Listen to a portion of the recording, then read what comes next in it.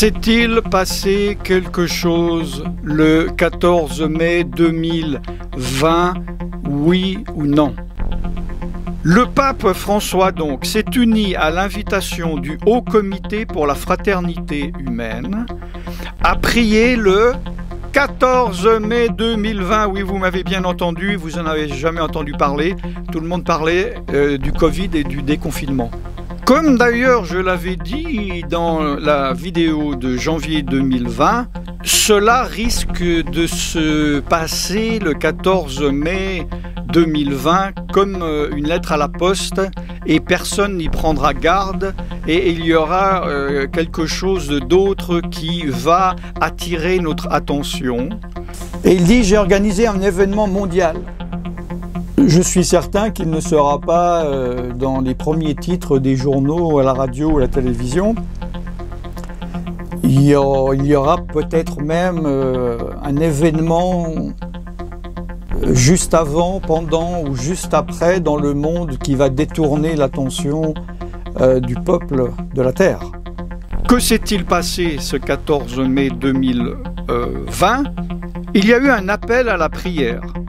Malgré tout, le 14 mai, les croyants et toutes les personnes de bonne volonté sont invités à s'unir pour penser, P-A-N-S-E, mettre un pansement, les plaies de l'humanité bouleversée et meurtrie par la pandémie du Covid-19. Quel jour? Le 14 mai 2020. En avez-vous entendu parler? Non.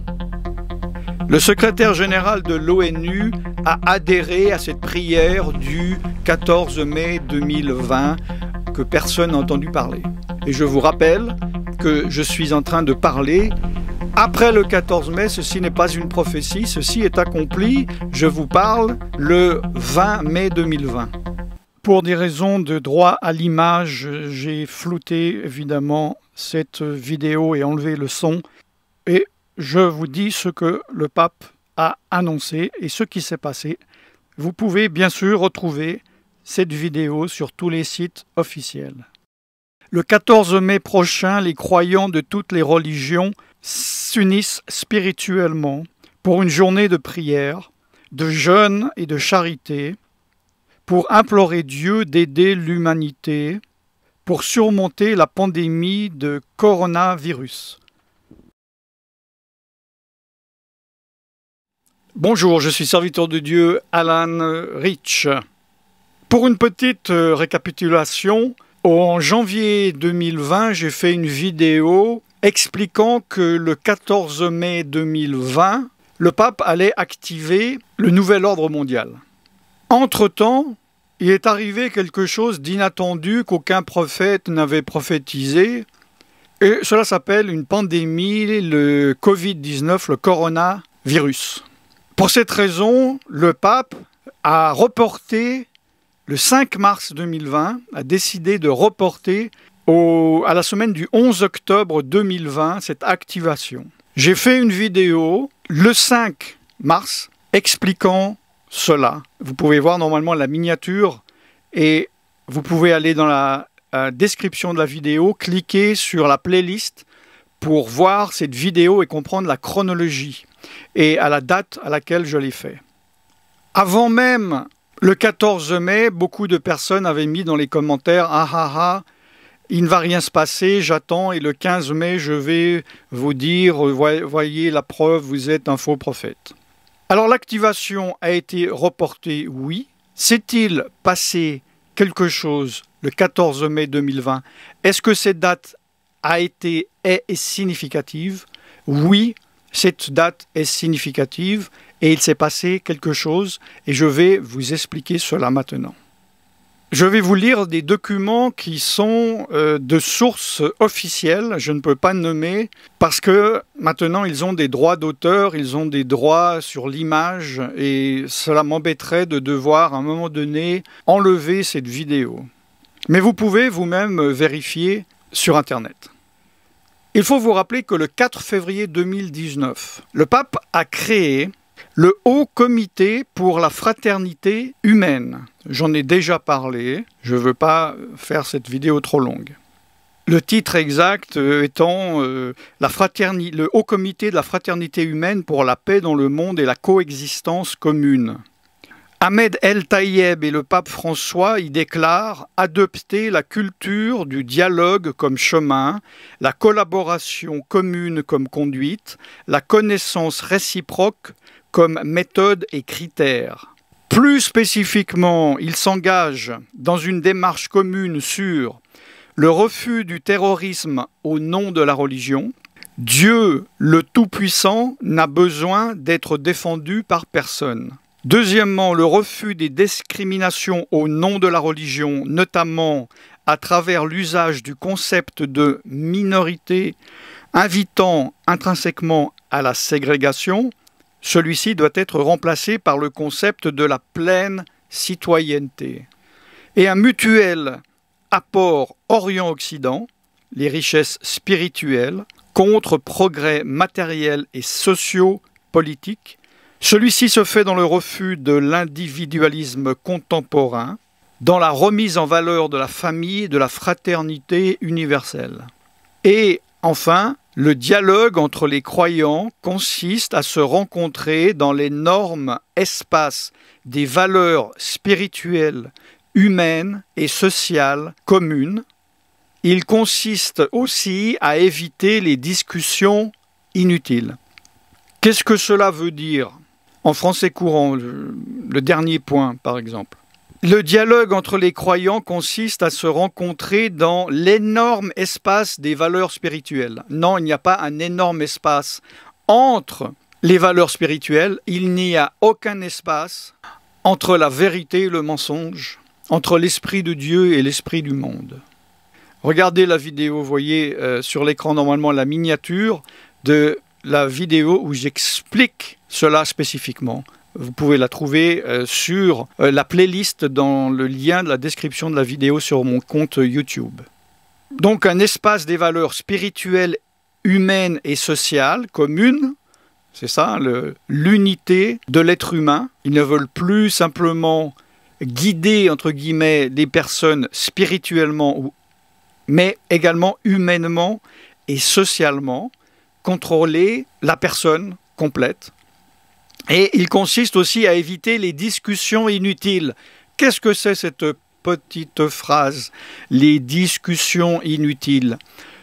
Eh bien, c'est les gens, la discussion Dieu a un fils ou Dieu n'a pas de fils, par exemple. Vous pouvez trouver plus de renseignements sur le Haut Comité, sur même Wikipédia. Comme d'ailleurs je l'avais dit dans la vidéo de janvier 2020, cela risque de se passer le 14 mai 2020 comme une lettre à la poste et personne n'y prendra garde et il y aura quelque chose d'autre qui va attirer notre attention. Et il dit « J'ai organisé un événement mondial ». Je suis certain qu'il ne sera pas dans les premiers titres des journaux, à la radio ou à la télévision. Il y aura peut-être même un événement juste avant, pendant ou juste après dans le monde qui va détourner l'attention du peuple de la Terre. Je fais cette vidéo là où je vous parle maintenant le 20 mai 2020. C'est-à-dire 6 jours, si mes calculs sont bons, après le 14 mai, je mettrai en ligne, je pense, avant, j'espère, le 25 mai. Il faut que je prenne le temps pour faire le montage. Que s'est-il passé ce 14 mai 2020? Il y a eu un appel à la prière, malgré tout, le 14 mai. Et nous voyons sur le site officiel dont je ne veux pas parler, je lis, les croyants, quand il est dit les croyants, nous en sommes déjà au stade des croyants interreligieux, de ceux qui croient en quelque chose. Les bouddhistes, les adorateurs de l'oignon, les chrétiens, etc., etc., et j'en passe. Les croyants et toutes les personnes de bonne volonté, j'ai déjà fait la traduction, toutes les personnes de bonne volonté sont dans le nouvel ordre mondial les personnes qui ne sont pas croyants, qui sont éventuellement athées, mais qui vont et qui veulent participer au nouvel ordre mondial. Hein, donc chaque fois que vous entendrez ceci en politique et dans ce nouvel ordre mondial, sachez de qui il parle. Les croyants et toutes les personnes de bonne volonté sont invités à s'unir pour penser, P-A-N-S-E, mettre un pansement, les plaies de l'humanité bouleversée et meurtrie par la pandémie du Covid-19. Quel jour? Le 14 mai 2020. En avez-vous entendu parler? Non. Le cardinal, que je ne nommerai pas, revient sur l'appel du Haut Comité pour la fraternité humaine qui a reçu le soutien du pape. C'est normal, c'est lui qui a créé ce Haut Comité. Le pape François, donc, s'est uni à l'invitation du Haut Comité pour la fraternité humaine à prier le 14 mai 2020. Oui, vous m'avez bien entendu, vous n'en avez jamais entendu parler. Tout le monde parlait du Covid et du déconfinement. Ceci pour la fin de la pandémie du Covid-19. Le Saint-Père, je ne fais que lire, au terme de la prière, le 3 mai 2020, a salué cette initiative, rappelant que la prière est une valeur universelle. Alors beaucoup d'entre vous disent, ben oui, est-ce que vous êtes contre la prière? Oui, je suis contre la prière à des dieux, des D-I-E-U-X, à des principes, à des valeurs, à des dieux autres que le seul Dieu, le Dieu de la Bible, le Dieu d'Israël, le Père du Roi des Rois et du Seigneur des Seigneurs, Yeshua, Jésus-Christ. Il a ainsi souhaité que les croyants de toutes les religions, hein, l'écuménisme interreligieux dont j'ai parlé déjà, qu'ils s'unissent spirituellement en une journée de prière, de jeûne et d'œuvre de miséricorde pour implorer Dieu d'aider l'humanité à vaincre la pandémie. Le cardinal dit, il me semble qu'à travers cet appel, le Haut Comité pour la fraternité humaine nous invite à reconnaître la dimension spirituelle qu'en tant que croyants, mais aussi comme personnes de bonne volonté, nous percevons dans le profond bouleversement que connaît le monde avec cette pandémie. C'est-à-dire, qu'est-ce que cela veut dire? Pour eux, pour ce nouvel ordre mondial, la dimension spirituelle en tant que croyant, et non seulement en tant que chrétien, mais ils mettent au même niveau un bouddhiste, un juif qui suit le judaïsme, un chrétien, un musulman, d'accord, que des personnes de bonne volonté, c'est-à-dire des gens qui ne croient pas en Dieu, et cela peut être des New Agers, des satanistes, des hindouistes et je ne sais quoi. Chacun, quelle que soit sa culture, sa situation économique, sa croyance, ou son absence de croyance religieuse, ressent et entend l'immensité du cri de l'humanité souffrante, débordée de toutes parts, angoissée, meurtrie. L'adhésion bienveillante du pape François, qui a manifesté la volonté de s'unir à cet appel le 14 mai, montre bien le caractère universel du moment historique qui nous touche tous. Cette adhésion montre aussi l'universalité de la réponse intérieure que tout un chacun peut y apporter. Donc c'est l'humanité au-dessus de Dieu. C'est l'homme qui règne. Je me réjouis des adhésions à cet appel. De qui? De la part des hautes autorités comme le secrétaire général de l'ONU. Oui, vous m'avez bien entendu. Le secrétaire général de l'ONU a adhéré à cette prière du 14 mai 2020 que personne n'a entendu parler. il est dit que tous seront en communion le 14 mai pour vivre ce moment d'unité de la famille humaine. Très important. Le fait qu'une personnalité telle que le secrétaire général de l'ONU soutienne cette initiative peut sensibiliser également les non-croyants à s'associer à ce moment de communion pour l'humanité tout entière. Souvenez-vous ce que j'ai dit dans la vidéo que vous voyez sur l'écran. Oui, tout à fait, car c'est un appel à la conscience des êtres humains, la conscience universelle. Qu'ils soient croyants ou non-croyants.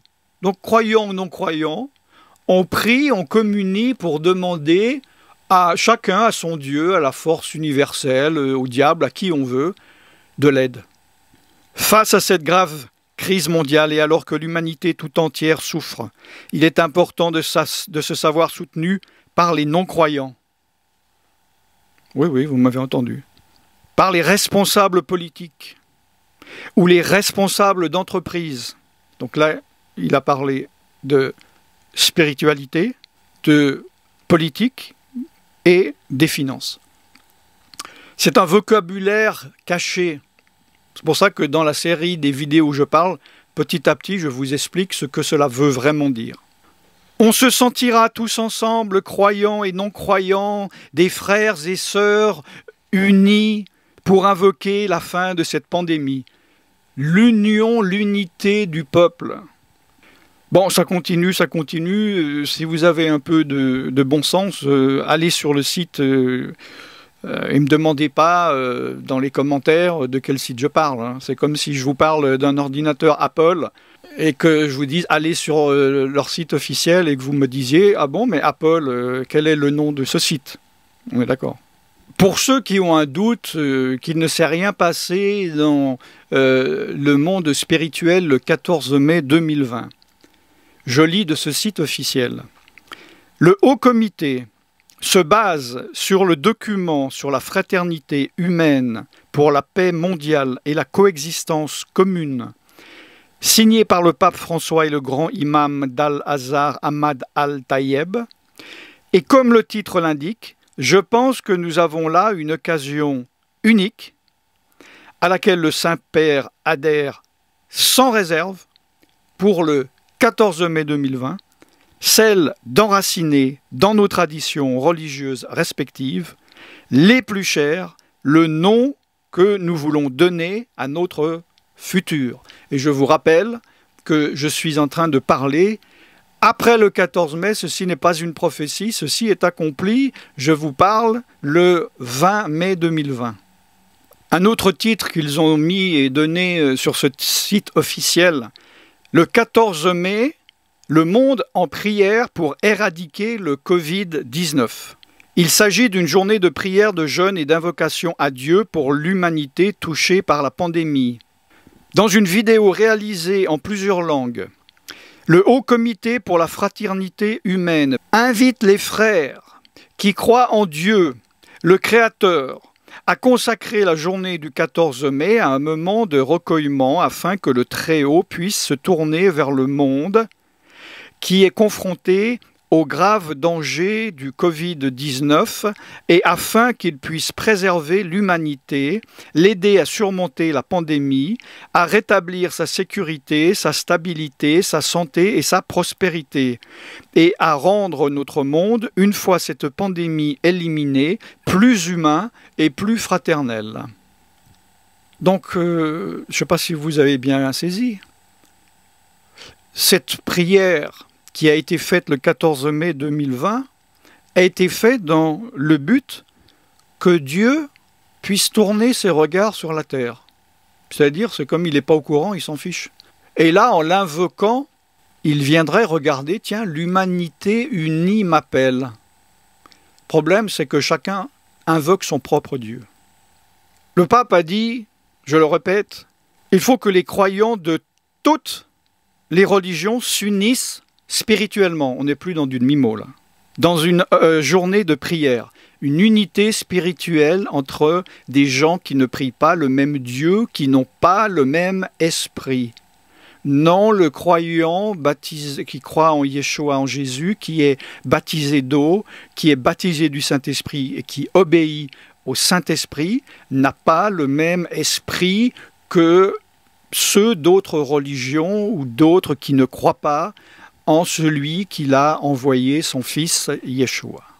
Bien-aimés, n'ajoutez pas foi à tout esprit, mais éprouvez les esprits, pour savoir s'ils sont de Dieu, car plusieurs faux prophètes sont venus dans le monde.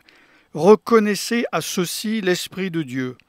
Tout esprit qui confesse Jésus-Christ, Yeshua, venu en chair, est de Dieu. Et tout esprit qui ne confesse pas Yeshua, Jésus, n'est pas de Dieu. C'est celui de l'Antéchrist, dont vous avez appris la venue et qui maintenant est déjà dans le monde.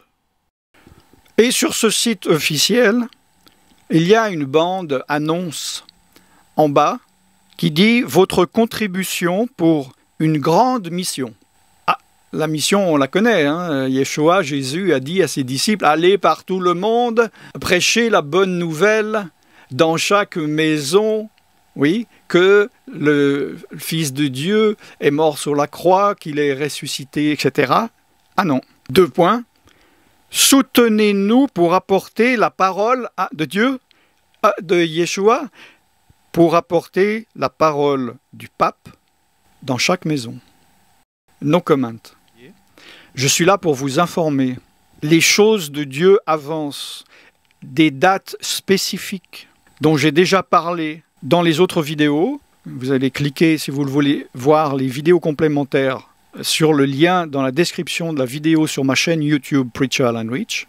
Les dates ne sont pas faites au hasard. Le 14 mai 2020, c'était évidemment la célébration de la 72e, 72e année de la création du retour d'Israël sur la Terre Sainte, qui a été évidemment prophétisée et est une condition sine qua non avant que le oint, avant que le Christ, avant que le Mashiach revienne sur la terre, établir le royaume de Dieu pour 1000 ans sur cette terre. Et la date qu'il a choisie en octobre, du 11 au 18, alors oui, cette date peut encore changer. Je ne suis pas personnellement en train de prophétiser une date, je suis en train de vous donner la date que les autorités du Vatican ont donné, mais il faut que vous compreniez qu'au-dessus de ces autorités, tout en haut, il y a Dieu qui est maître des temps et des circonstances, comme je l'ai dit dans la vidéo précédente, et il ralentit, il accélère les temps comme il l'entend, comme il le veut. Mais cette date du mois d'octobre n'est pas non plus anodine, je l'explique dans des vidéos complémentaires sur la playlist dont je n'arrête pas de parler. Je vous encourage à regarder pour comprendre la globalité de cette affaire. Restez dans le Seigneur, ceux qui le sont, dans le Saint-Esprit. Des temps troubles vont arriver. Nous en sommes qu'au commencement du début du commencement, malgré ce que beaucoup de personnes disent depuis des dizaines d'années. Et cela va être de plus en plus difficile de voir la lumière dans les ténèbres, de discerner le bien du mal, la vérité du mensonge. Pour les enseignements un peu plus profonds, je vous encourage à aller sur tvjesuschrist.com 24 h sur 24, 7 jours sur 7 et gratuitement, où il y a plus de 4000 vidéos gratuites 24 h sur 24, 7 jours sur 7 qui passent aléatoirement. Et je vous retrouve très bientôt pour une nouvelle émission, soit en public sur ma chaîne YouTube Preacher Alan Rich, ou sur tvjesuschrist.com, radiojesuschrist.com ou tvyeshua.com. Je suis serviteur de Dieu Alan Rich et je vous bénis dans le nom tout-puissant de Yeshua, Jésus en français. Shalom.